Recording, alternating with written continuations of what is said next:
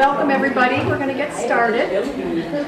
Thank you for coming out tonight. It's wonderful to see so many people here. My name is Phillippi Fox. I'm the Reference and Adult Services Librarian at the Middleborough Public Library. And tonight's program is made possible thanks to the support of the Friends of the Middleborough Library. We'd like to thank them. We are so excited to have with us tonight Hank Phillippi Ryan, the investigative reporter for Channel 7 in Boston, and a best-selling author of 6 mystery novels, including her newest thriller, The Wrong Girl, which was released in September and made it onto the Boston Globe bestseller list within a week of its release. A television journalist since 1975, Ryan has won 30 Emmys and 12 Edward R. Murrow Awards for her work, which has resulted in new laws, people sent to prison, homes removed from foreclosure, and millions of dollars in restitution for victims and consumers. She began her TV career in 1975, anchoring and reporting the news for TV stations in Indianapolis and later Atlanta. She's battled her way through hurricanes, floods, and blizzards, wired herself with hidden cameras, chased criminals, and confronted corrupt politicians. With groundbreaking reports, her hard-hitting journalism has changed laws and changed lives. She also has covered national political conventions, the NBA playoffs and the Super Bowl, and has interviewed newsmakers from Prince Charles, former President Carter, and Muhammad Ali. Ryan's writing credits are no less impressive. She has won 2 Agatha Awards and the Mary Higgins Clark, Anthony, and McCavity Awards for her mysteries and crime fiction. She serves on the National Board of Directors of Mystery Writers of America and also is the current president of the National Sisters in Crime organization, which promotes the professional development and advancement of women crime writers. Please help me welcome Hank Phillippi Ryan.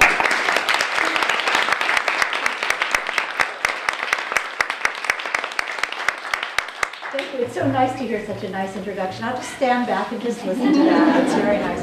I'm going to put these up here. We'll see if they fall off. This is like Alfred Hitchcock's Suspense. Will they fall down? Will they fall down? It's so nice of you to be here tonight. It is such a treat to see you all, and I'm so delighted that you all came out. Let me introduce to you Sheila Connolly, who's a dear pal of mine, New York Times bestselling author Sheila Connolly, whose new book, Golden Malicious, is like the 4th in her Apple Orchard series. 4th? 7? Sheila and I have known each other from really day one in Sisters in Crime.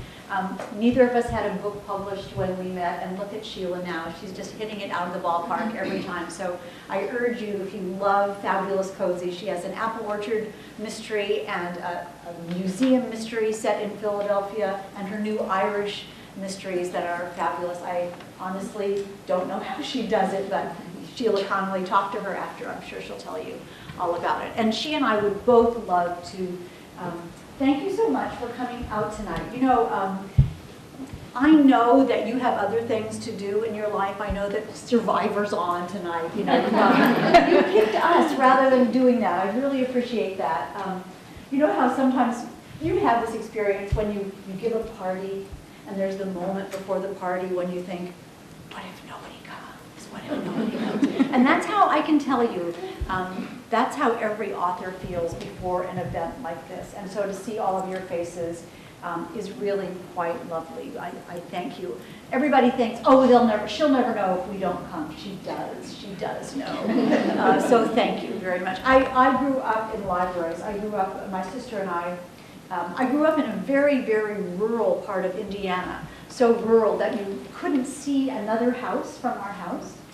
And my sister and I used to ride our ponies to the library to get books, and we would take turns holding the reins of our ponies outside the library while the other ones went inside.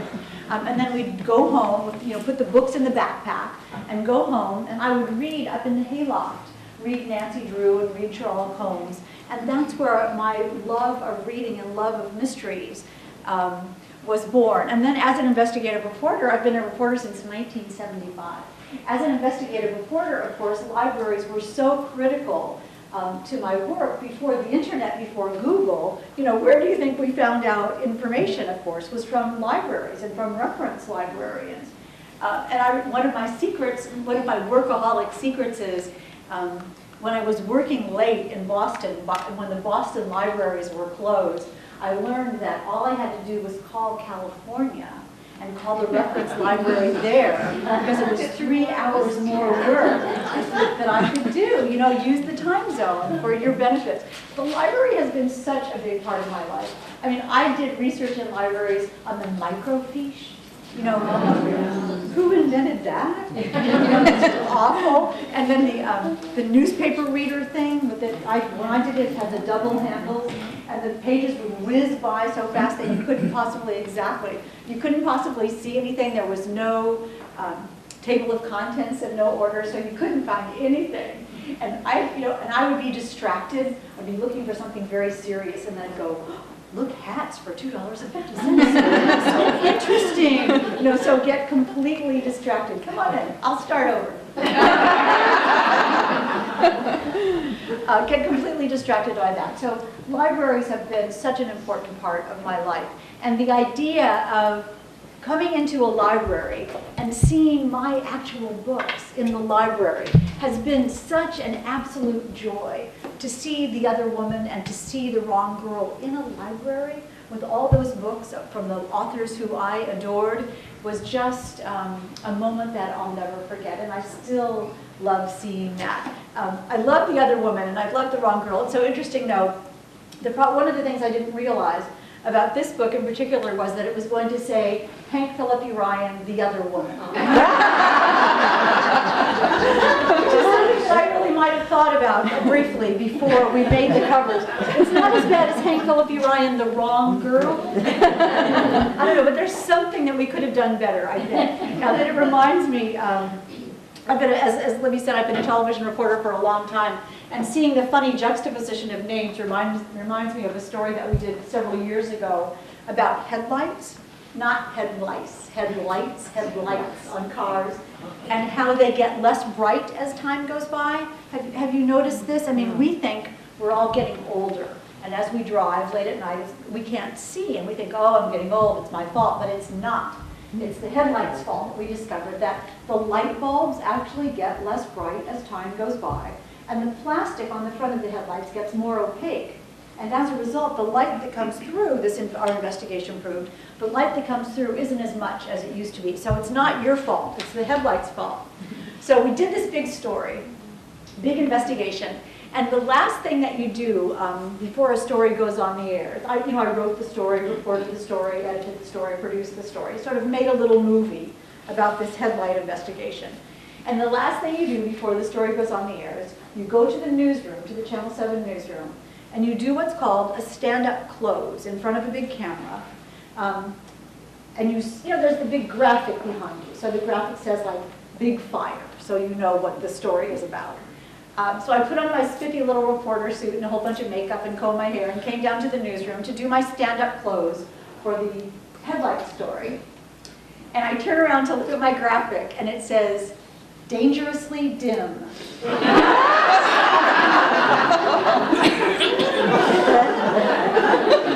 have to stand in front of this graphic that says dangerously dim. So I went into my news director's office and I'm like, I can see that, I can't stand in front of that, it says dangerously dim. And he burst out laughing just like you did. And then he goes, yeah, we don't really have time to change that. You're going to have to stand there. The only thing that I've ever seen that's worse than that, oh, there's a camera. Okay, just between us here. Because we had a gorgeous anchor woman at Channel 7, and she had to stand in front of a graphic that said botched plastic surgery. So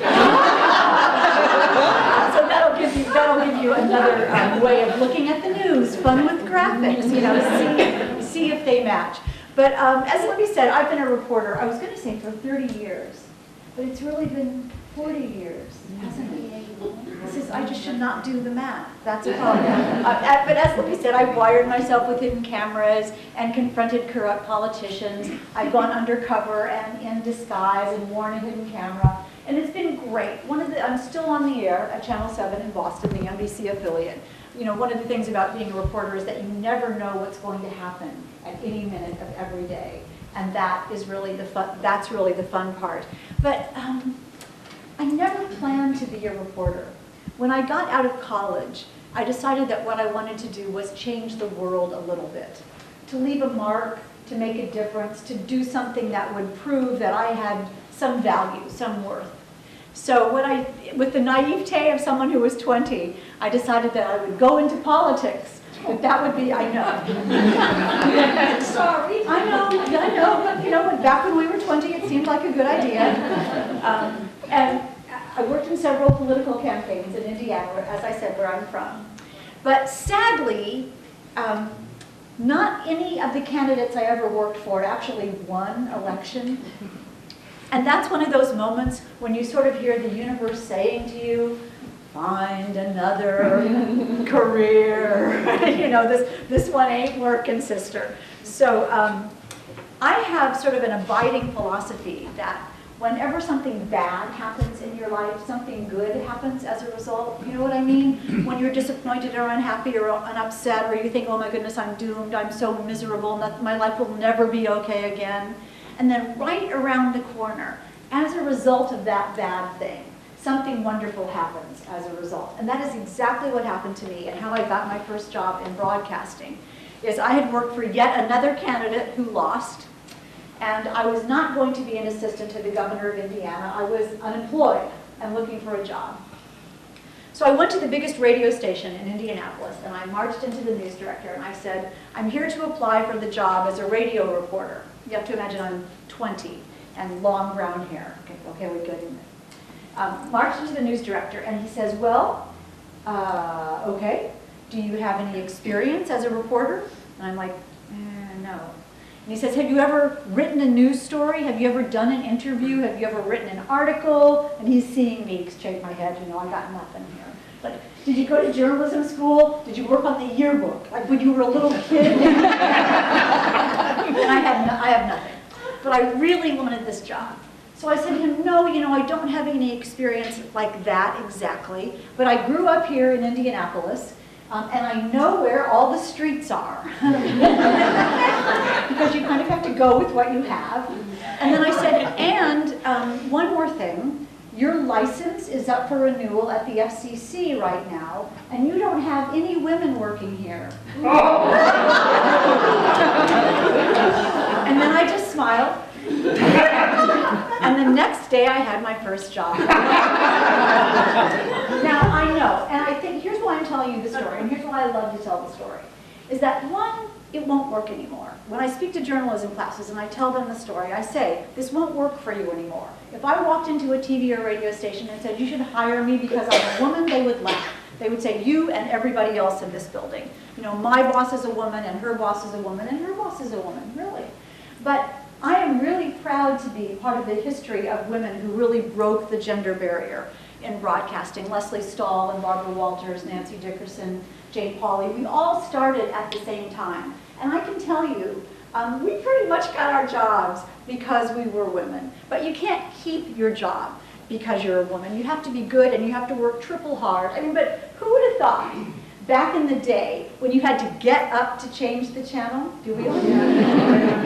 Then you had to get up to change the channel, that Diane Sawyer would be anchoring the evening news. You know what, we just never, you have to admit, we never thought that that would happen. And back in the day when there were only 3 networks, I mean, well, I guess there were 4. The 4th one you had to use 2 knobs and tune it in and the fuzzy cartoons would come on. You know, that there'd be 9. The moment I read my first Nancy Drew book and my first Sherlock Holmes novella up in the hayloft of that barn in Zionsville, Indiana. You read Nancy Drew, right? We were together on this, the clue in the old clock and the clue in the diary, which I thought was clue in the dairy for like the whole book. And, shouldn't there be cows? Waiting for something to happen in the dairy. But I finally figured that out. I loved it. And then I went on to all the wonderful British women authors, Ngaio Marsh and Josephine Tay, Marjorie Allingham, Dorothy Sayers, and Agatha Christie. You know, I loved the Agatha Christie books. I fell in love with the architecture of the mystery, that a clever author could make a puzzle that was fair. And as you turned the pages, you could try to solve it along with the sleuth. And you might get it, but you might not. And in the end, you would be surprised, but you wouldn't be angry. You know, you wouldn't be angry. And I think that's when my passion for suspense was born and my passion for storytelling was born, up there in that hayloft, reading mysteries. And all those years later, when my first book, Primetime, the one that you're reading, when my first book, Primetime, won the Agatha for Best First Mystery, you know, that went through my mind, you know, that 13-year-old girl in the hayloft reading Agatha Christie, and then to have written a book that wins an award named for her, you know, is kind of amazing. It just shows you the universe works in mysterious ways. And it's interesting, but because you see that my life, though, I turned out not to be a mystery writer from the beginning. My life turned out a different way, and I became a reporter. And one of the things that's so fascinating about comparing journalism and fiction writing is that you think they'd be very different. I mean, what could be more different than absolute nonfiction, telling the truth, reporting what there is, and making stuff up? You know, what could be more different? But I'm telling you, the fascinating thing is that they're the same. Whether I'm writing for crime fiction or whether I'm writing an investigative journalism story for television, they're the same. Because no matter if you're making it up or not, it's all about telling a great story. That's all that matters, is a great story. With a character that you care about, with a compelling problem that needs to be solved. You want the good guys to win, right? And the bad guys to get what's coming to them. And in the end, you want some justice, and you want to change the world. And whether I'm making it up in crime fiction, or whether I'm doing a big investigative story, I do the same thing. I want the story to be so compelling, so riveting, so page-turning, that you don't even click that clicker to change the channel, and that you just want to read one more chapter of the book, that you can't put it down because it's such a good story. You know, all those Emmys on my shelf that Libby was talking about, 30 Emmys, every one of those Emmys represents two things. One, it represents a good story. Represents a good story. And each one of those Emmys also represents a secret. A secret. And that's another thing that links investigative journalism and crime fiction, is secrets. Every one of those Emmys means that someone called me or notified me or emailed me or wrote me or took me aside and said, listen to this, listen to this. Here is something that the public should know. And every one of those Emmys represents a secret that someone didn't want you to know. Something that someone didn't want me to tell you that I got to write the story about. And that is also the key to crime fiction, is secrets. Who has the secret? Who knows the secret? Who's going to tell the secret? And what's going to happen when that secret comes out? And secrets are also the key to crime fiction. Also the key to the wrong girl. Who has a secret? What's the secret? Who knows the secret? And what will happen when that secret gets told? Now, one of the fabulous things about having this dual career as an investigative reporter and a mystery author is that those story ideas for television that come to me, hundreds of them a week, sometimes aren't good for television, but sometimes will include the fabulous nugget of a jewel of an item that becomes the ripple, the pebble in the pond that makes the ripple that makes a fabulous thriller. And that is exactly what happened with The Wrong Girl. A woman called me and she said, I have a story for you to do for TV. I have a story for you to investigate. So I said, okay, what? You know, my brain was sort of calculating. I wonder if this is going to be a good story. And she says, I want you to do a story about my cousin. She says, my cousin was given up for adoption as an infant. She was given up for adoption as an infant. And 25 years later, she got a call from an adoption agency saying, we found your mother. We found your birth mother. And would you like to be reunited with her? So she says, my cousin says, yes, of course. She'd love to meet her birth mother. She's been looking for her for 25 years. So the two of them went up to New Hampshire, met in neutral territory. They met. They liked each other very much. But very quickly, they realized they were not mother and daughter. So this woman says to me on the phone, and can you believe it? They sent that woman the wrong girl. And I thought, Oh. Thank you so much. I get goosebumps telling you about it because you know when you have a good idea. So, but my first instinct, of course, was to decide whether it was a good story for television. You know, was this an investigative story for television? And I have to admit that it crossed my mind. I wonder what I'm going to wear to the Emmys, because this is going to be really good. So, so I put the phone between my cheek and shoulder. I'm like, okay, tell me everything, tell me everything, tell me everything. And as I asked her questions about this case, it became clear that it wasn't a story for television. And I'll tell you why. Here's what really happened. What really happened to this woman was 25 years ago, two cousins who, yes. Don't tell us too much. No, no, you won't. Thank you for the warning. None of this is a spoiler in any way. Okay. And it's actually an unspoiler. Okay? I don't think I've ever heard the word unspoiler, but this is an unspoiler. Okay. My warning system in the front row. Two women who were cousins who didn't know each other each gave birth to infant daughters on the same day.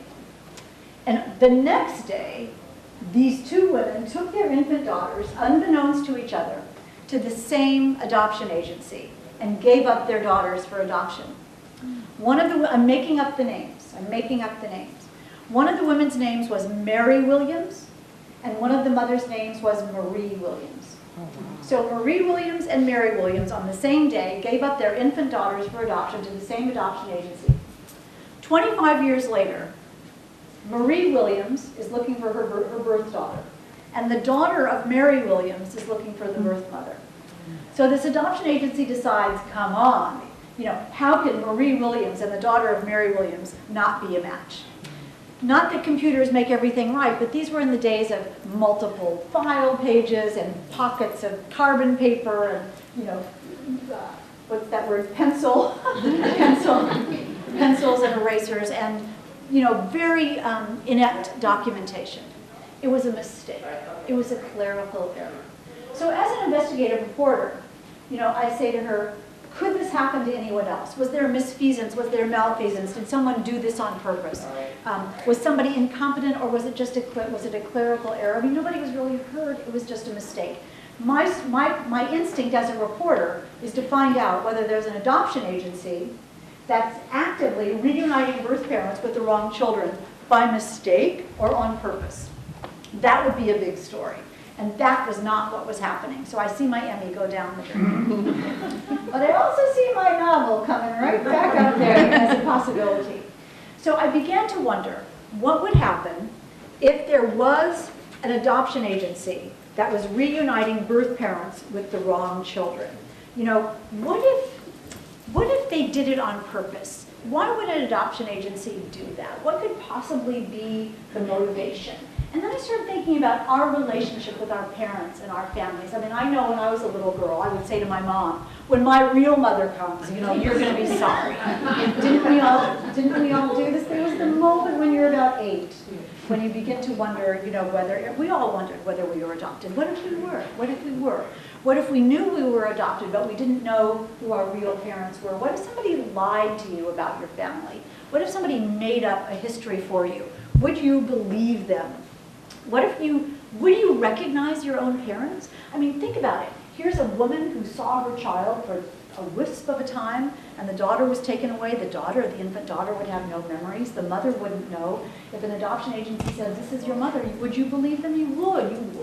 And that's the essence of The Wrong Girl. Now, quickly, let me tell you, The Wrong Girl is the second in an adventure of Jane Ryland.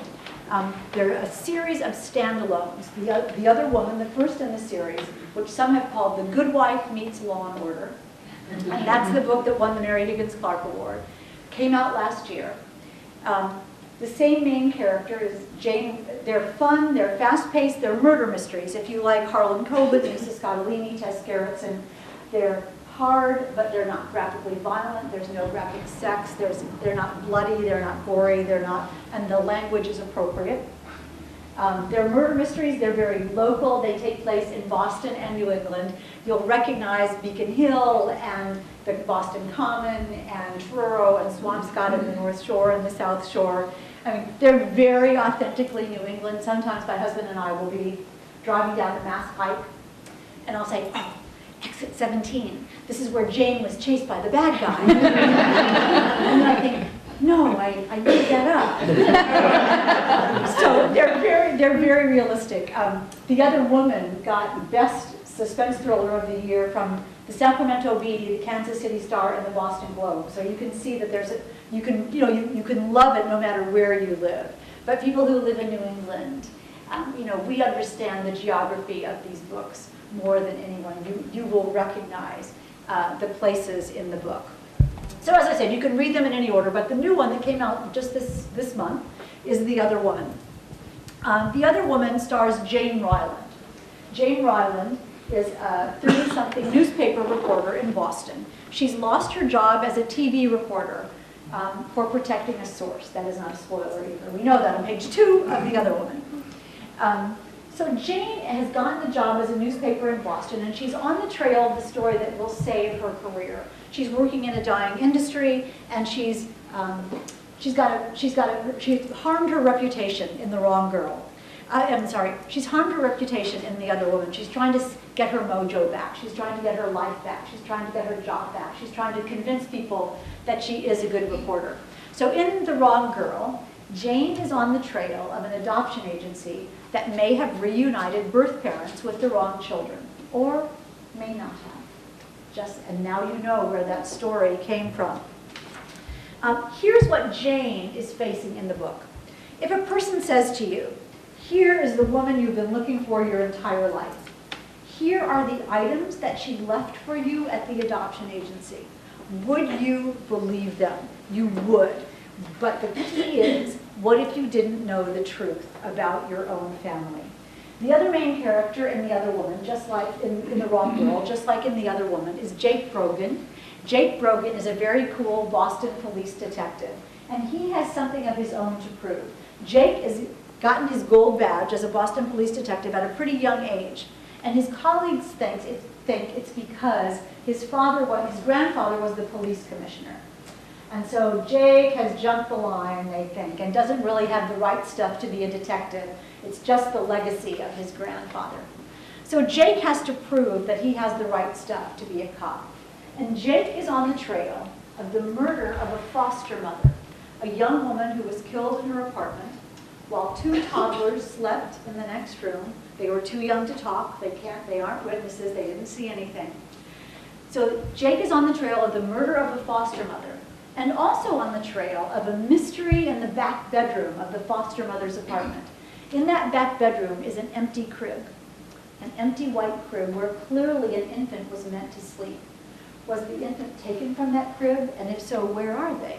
Or was an infant expected to be put into that crib? And if so, who and where is that infant and where are they now?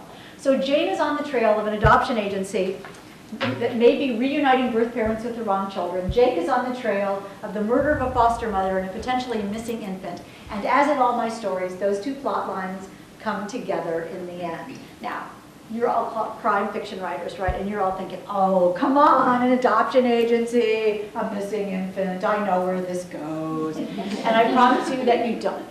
I promise you that you don't. But like any good thriller, this book is also about something. A good thriller has to be about more than just who did it or even why did it. It has to be about something else. And this book is also, if you know anyone who has navigated the really complicated emotional waters of foster care or adoption on any end of that spectrum, this book is about them. This book is for them. This book touches them. It's about how, with the flutter of a butterfly wing, we could be a Kennedy or we could be a foster child. And how does that happen? And it's about a foster care system that is such a disaster that it cannot take care of all the kids who need our help. And what if someone in that foster care system said, I don't care what's legal. I'm going to do something to help the children. I'm going to take care of them whether it's legal or not. what happens when somebody does something good that's illegal? Is that okay? What would happen? And that is the essence. That is the essence of The Wrong Girl. Our love of family, our bond with our parents. How far would you go to find your own parents? It's also about greed and murder and manipulation and deception and the power of desire. And what would happen if someone preyed on that primitive need to have a family? And that is The Wrong Girl. Quickly, do you know the musical Sunday in the Park with George? Do you know that? Have you seen it? Sunday in the Park with George is a wonderful Stephen Sondheim musical about creativity. It's about the French Impressionist painter Georges Seurat. And in one of the scenes, Seurat is in front of an empty canvas. And he's painting on this empty canvas. And he makes a hat. And he says, he realizes he's made something new, brand new. And he says, look, I made a hat where there never was a hat. And you see how amazing that is? That's what we do every day as authors. We make hats that never existed before. We make worlds and people and characters and settings that never existed before out of nothing but our imagination. That is what we do every day. But our books aren't fulfilled until you read them. It's not enough for me to write the books. They're only finished when you read them. That's what closes that link of creativity. It's absolutely, I am the poster child for following your dreams at midlife. I am the poster child of changing careers at midlife. I didn't start writing mysteries until I was 55 years old. I was 64 2 weeks ago. Any time that you might think it's fine, you've had a great career, just fold your tins. That little girl in the hayloft wanted to be a mystery writer. And that's what I decided I needed to do at age 55. So if you take nothing from tonight, except my book. If you take nothing from tonight, I want you to know that I am the proof that you can do whatever you want to do. What is it that you want to do? Take that trip, start a new business, write a book, write those memoirs, learn how to cook, take a trip, start a new business, learn Italian, whatever it is. Whatever it is, I am the proof that it is not too late to do that. I don't want you to wake up one morning and regret, and think, oh my goodness, I could have done that. I could have, but I didn't. I decided not to. Decide to do it. It sounds so dopey, but say yes to your dreams. It can work. I'm the proof that it can do that. Do you know the folk singer Judy Collins? Judy Collins, okay, I love that you're nodding. My husband and I went to see Judy Collins at Sanders Theater a couple of months ago, and I told my producer at Channel 7, who's about 30, I told my producer at Channel 7, Jonathan and I are going to go hear Judy Collins. And Mary says, oh.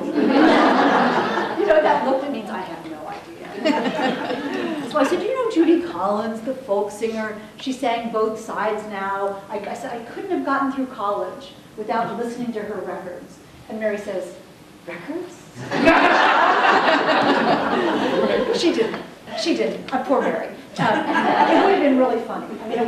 But she didn't really say that. Anyway, Jonathan and I went to hear Judy Collins, and Judy Collins tells the story, speaking of following your dreams, Judy Collins tells the story about how when she was growing up, a little girl in Denver is where she grew up, that she had been trained to be a concert pianist. And that's what her parents had wanted her to be. That's what she went to school for. She took lessons. That was the goal of her life, to be a concert pianist. But she told us, that she knew from the moment she could know anything that all she wanted to be was a folk singer. And she knew this. And she told us that at age 19, she had it with the concert pianist thing.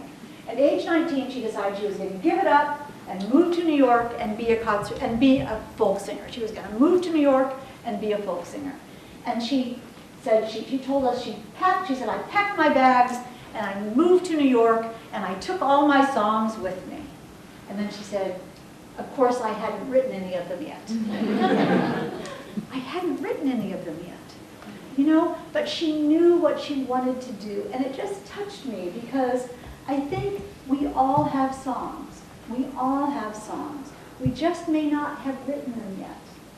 And I want you to write yours. You know, it's time to do that. And I can't wait to hear them. When I finished writing Prime Time, my first book, I called my husband into the room and I said, sweetheart, watch this.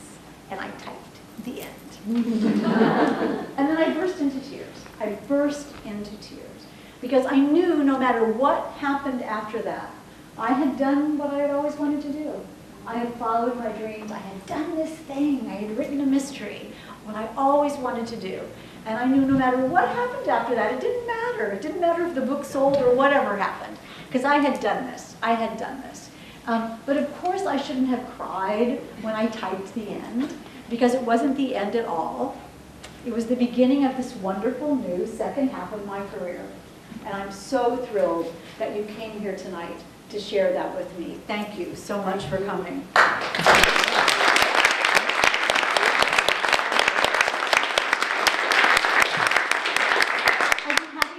How are we doing on time? I'd be happy to answer any questions. Yes. Not a hard question. All right. Certainly don't want to put you on the spot. Uh-oh. Okay. I hate when, okay. No, okay. I mean, Here we go. I respect confidentiality, but as an HGH reporter, what's been the most volatile situation that you've been involved with? What's been the most volatile situation as an HGH reporter? It's interesting because, you know, in murder mysteries, reporters are chased by people with guns and knives, and you know, I've been in fires and I've been at crime scenes. I've been tear gassed. I've been chased away by people. I've gotten incredibly threatening, nasty phone calls, and people coming to my house. I've had threats of lawsuits. I've been in hurricanes, and I mean, you're talking about somebody threatening me or hurting me. Yeah. I don't go to work afraid. I don't go to work afraid of that. One of my journalism professors told me that a good investigative reporter goes to work every day and works until someone hates them. You know, they stay in town until someone hates them. They stay in town until everybody hates them. Got that one. They stay in town until everybody hates them. And that's what I do. You know, my job is to make you angry if you're a bad guy. So I get calls from people who say, you ruined my life. And you know, how could you do that? Enraged people, you ruined my life. And I say, I didn't ruin your life, you did. You know, I just told about it. I tell my photographer, if it looks like somebody's going to haul up and punch me, just make sure you're rolling. You know, how dumb is it to attack a reporter? There's always a photographer there. So a couple weeks ago, I was doing a story about a guy who was like this little wedding photographer guy who was really ripping off brides, who had dozens and dozens and dozens of videos on his computer of people's weddings that he wasn't giving them. That's awful. And he was sort of holding these videos hostage. And he would say to them, if you don't stop bugging me for the video, I'm going to destroy it. You know. So we confronted him, and as he was racing to get away from me, he literally pushed me down. I mean, like, wham, pushed me down. Which, of course, we got on camera, you know, and played 50,000 times on television. So don't do that. And the funniest part about that was that you hear me on the video as I'm getting pushed down. You hear me on the video say, "Please, sir, don't push me." My mother would have been so proud. But I was so polite. There's not a high level of deadly, knock on wood, danger every day. There is a very high level of people being very upset. And I just make sure I'm right. I just make sure I'm right. You know, I've been in rooms where people didn't want me to leave, and I've been in rooms where people are very unpleasant, and I've been in rooms in places people are bigger than I am. And, you know, I'm vulnerable. I walk down the street. You know, I go to Starbucks. But you can't worry about it. You just can't worry about it. Right. Who else has a question? Yes. Have you incorporated any of the stories that you covered or investigations in any of the books in any, did you do one on foster care? Foster care? I've done stories about, I haven't done any stories about the foster care system in itself, although we have, oh yeah, you know, I did, actually, now that I'm going back through my Rolodex report here. We did a big investigation of an adoption agency. Huh. See? We did a big investigation of an adoption agency that was promising, a private adoption agency that was promising families infants. And the families would make the deal for the infants in these private adoptions. And then they'd wait and wait and wait and wait, and finally they would say, your child is here, and they'd be 10. And then they were in a position of saying, we don't want that child, which of course you couldn't, it would be awful.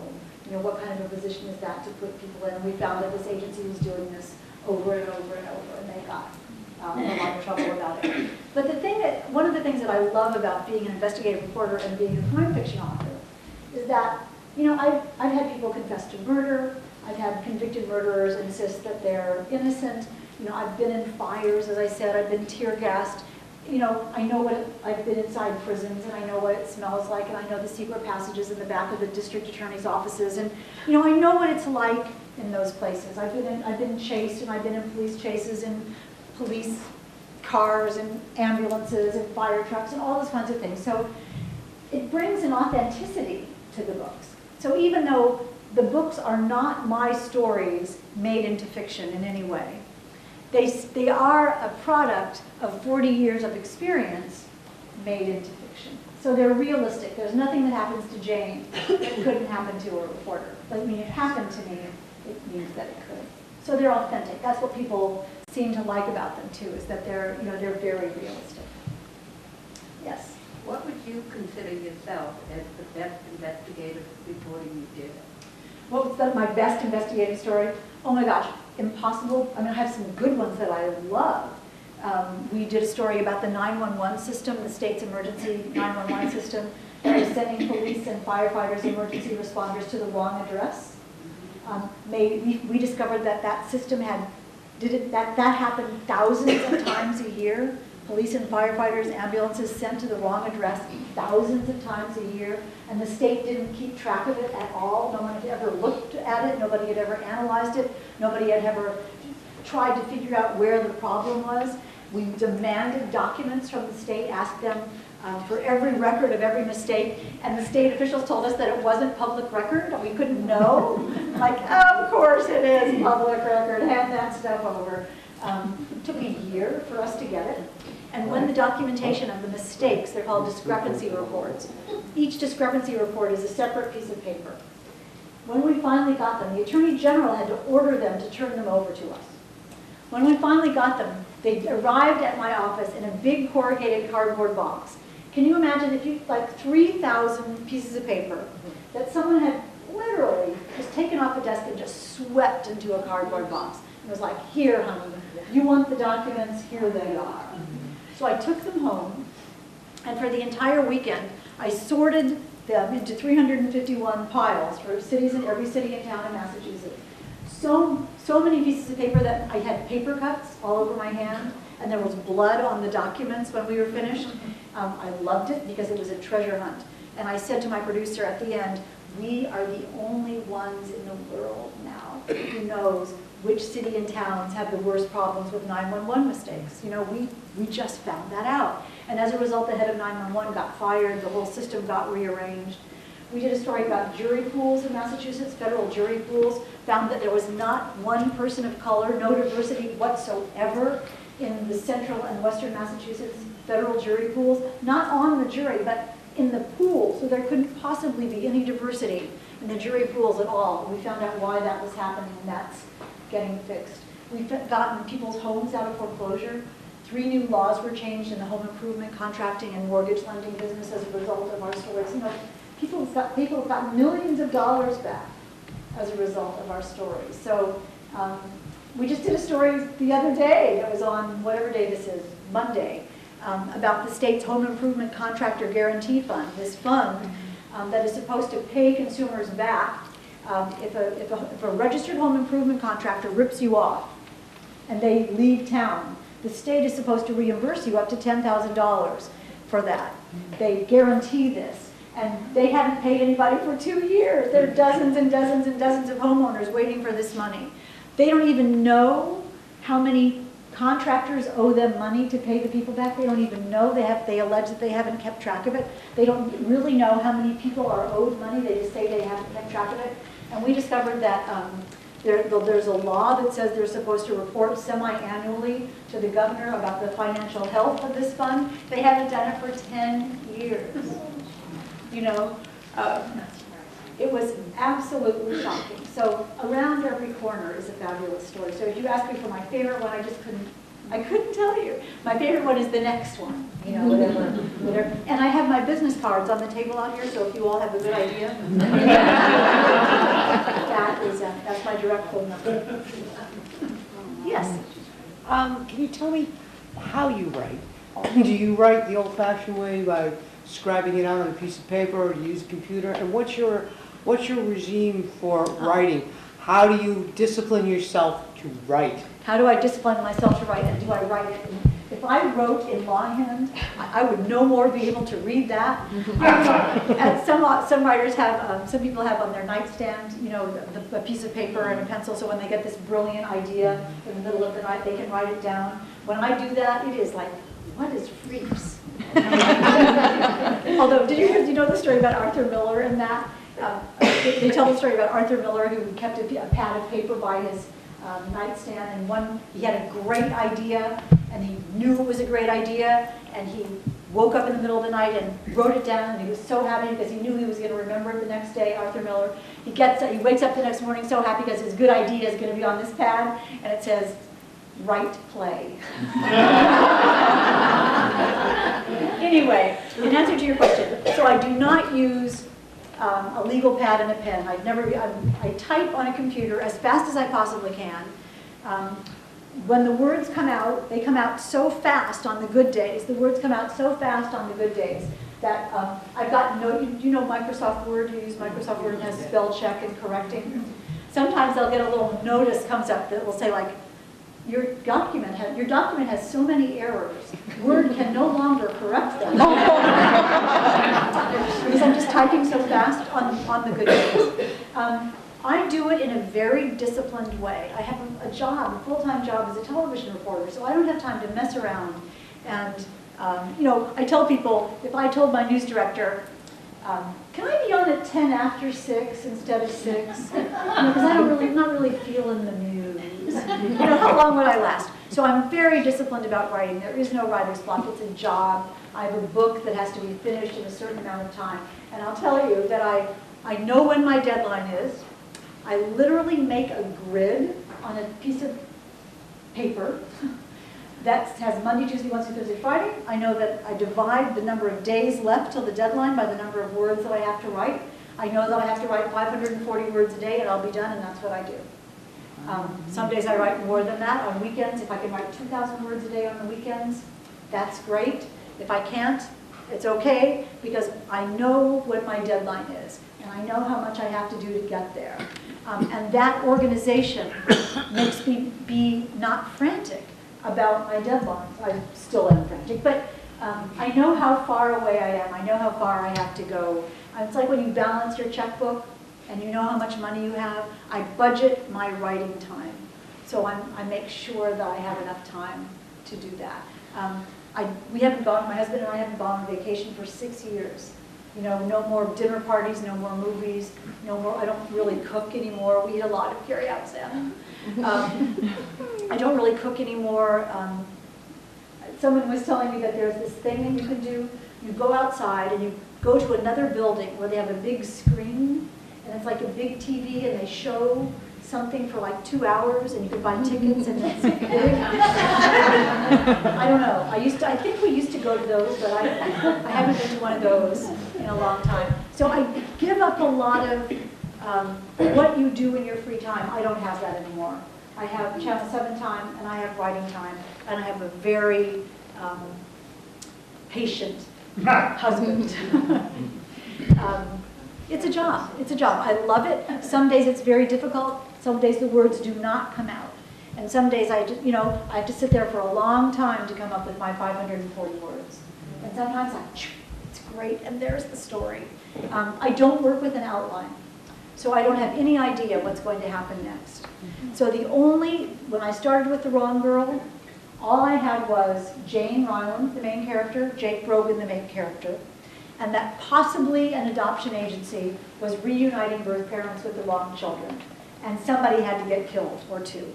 And that's all I knew. That's all I knew. So the only way I can know what happens in the books is to sit down and write those stories. The only way I can know the end of the story is to write the story. So when people say, wow, what a surprise, you surprised me at the end of The Wrong Girl, I say, yeah, wasn't that? You know, who'd have thought? You know, talk about a surprise ending. I surprise myself with them. And that's one of the things I love about my books, actually, is that you've read books on page 3 and you think, I know what's going to happen. This is foreshadowing. I don't have foreshadowing because I don't know. One last question. Anything else? Yes, a couple more. Well, actually, it's interesting that you say that you don't have an outline, because I read The Wrong Girl and I'm halfway through The Other Woman, and you have a lot going on. And I kept thinking, it's very detailed. It's an intricate story, and there's a lot. It really keeps you involved because there's so much there. And I kept thinking, how does she keep track of all that's going on? And Yes. you know, do you have a system once you're in the middle of it to keep track of things? Thank you. Because there's That's a so lot. nice. That's the best compliment you ever could have given, that it's complicated and there's a lot going on. There is. There are a lot of balls to juggle in the air. There are 5 different points of view. So you're in Jane's point of view sometimes, and you're in Jake's point of view sometimes. And you have to, just like life, you know, somebody comes in your life and somebody goes out of your life. Anyway, yes, I have a system for keeping track of it. I have a big chart by my desk that'll say, like, Act 1, Chapter 1, Scene 1, Page 1, Jane's office, Monday, 9 a.m. And I keep track of it like that, so I know that it's time for it's Jake's turn, it's Jane's turn, it's Kenna's turn, it's Matt's turn in The Other Woman. And so I'm sort of spinning all their plates. You remember on Ed Sullivan, the plate spinning. I never thought about it this way before, but this is how it is. I start one person's story, then I go to another person's story, then another person's story, then I go back and make sure you remember this one, and then I start another one over here, and then I go back and make sure you remember this one, and remember this one. So it's like we live our lives. You do something, you do something, you do something, you do something, and I do something, and it's all happening at the same time. And the engine of my books is dramatic irony, that the reader knows something that the character doesn't know. So when you read the book, you know about Jake and Jane and the 3 other main characters, but they don't know. So you're going into the story knowing more than they do. And that's what I love about it. That's what makes suspense. That's what makes it mystery. That's what makes it be exciting. Because you can think, oh no, that's wrong, don't do that. But they don't know. So I do keep track of it as I go. But I don't know it before. It's a rhythm. It's like a song. It's like when you write a song, how the song all comes together, if you're lucky. Does that make any sense? Yeah. Yes. I've often had this fantasy that after I retire, which I am retired now, I'd love to write a novel. Now, I think it's just a fantasy, and I have no formal training. I've never been a reporter or anything. Most I ever wrote were memos. But do you have any advice for anybody like myself who thinks that they might want to try writing a short novel or something? How would you recommend people start? Would you recommend people take a class or just do it, or? You know, it's a wonderful question, and I'll tell you what I think about that. I think the answer of how to write a book is different for each person. You have to do what feels right for you. What I would say that my first piece of advice is, if I said to you, you know, if I'm your daughter, and I say, tell me a story, you would know how to do that. I mean, you instinctively know, once upon a time, there was and you know, there needs to be a character, and there needs to be a setting, and there needs to be a problem, and there needs to be a bad guy, and there needs to be conflict, and there needs to be adventures, and there needs to be advice, and there needs to be a sidekick, and there needs, you see what, I mean, you know this, you understand it, you understand a story, you know? And you watch, if you watch Law and Order, just pick a show. If you turn on Law and Order, if Law and Order starts at 10, and you turn on Law and Order at 10 till 11, when it's 50 minutes done, and they say, this is the bad guy, you might think, yeah, it is the bad guy, because it's only 10 minutes till the show is over. So that's got to be him. If you turn it on at 10 after 10, 10 minutes into the story, and they say, this is the bad guy, you're going to think, this isn't the bad guy. It's only 10 after 10. You know, they have 50 more minutes to go. And what I'm trying to get at here is that you instinctively, you know what a story is. You know what a good story is. So for some people, the answer to how to write a book is to sit down at your desk and type chapter 1 and write 1 page. 1 page is 250 words. And see what your story is. Say to yourself, my story, my story is about 2 ill-fated lovers who meet on a rich girl and a poor boy who meet on a ship in the North Atlantic, and the ship sinks, and what happens to them? Titanic, right? Or it could be Romeo and Juliet on the cruise. But decide what your story is about, that one line that your story is about, and then just make up a story. Just make up a story. Don't make it be harder than it is. On the other hand, realize that it's very difficult. And there you have writing. Is that not right? Thank you. There's no easy answer about it. Yeah. But what I would say do not do is wonder, how should I do this? How should I do this? Because you can think of a million reasons not to do it. But the reason you want to do it is the reason that you should sit down and just try it. Just don't think of reasons why not. One final question, anybody? Yes. I'm starting the Wrong Girl book recently, and would you advise to read the other one first? Would I advise to read The Other Woman first? You don't have to. They're standalone stories, so there's no spoiler. There's nothing that you're going to know by reading The Other Woman that will ruin The Wrong Girl in any way. Chronologically, The Other Woman comes first. So probably you could read The Other Woman first, but it won't matter. It doesn't matter. No, it doesn't matter. You can read The Wrong Girl, and then you can go back, you can read The Other Woman. You know how you can read Sue Grafton, you could read L, and then you could read B, and then you could read W, and it wouldn't matter. It's like that. In regard to what this girl was talking about, I used to write to my boys overseas when they were in the service, 3 boys, and I'd be a form of talking, and I'd write 3 or 4 page letters. Yes, think about talking, telling a And story. that's how I wrote them. And a lot of people have said to me I should have written a book because crazy family and the things that I've done all my life, Well, you know what you have? Somebody loves your letters. That means you have a voice, and that's what they talk about, the writer's voice. That means somebody that's engaging and unique and interesting and a good storyteller. When I teach journalism students how to write, and they say, how do I write? How do I write a news story? I say to them, pretend you and I were out to lunch, and you said to me, wow, there was a fire down the street. What would you tell me about that? You wouldn't worry about making it be a perfect news story. You would just say, wow, there was a fire down the street. There were 13 fire trucks. There were 4 kids on the top floor, and they ran down the stairs. The firefighters were so worried that they weren't going to be able to get them out of the house, and the smoke and flames were huge. The neighbors came out, and you would just tell me. You would just tell me. And that's how to write a book. Let me say something that my agent requires me to say before we go. A signed book makes a great gift. So I'm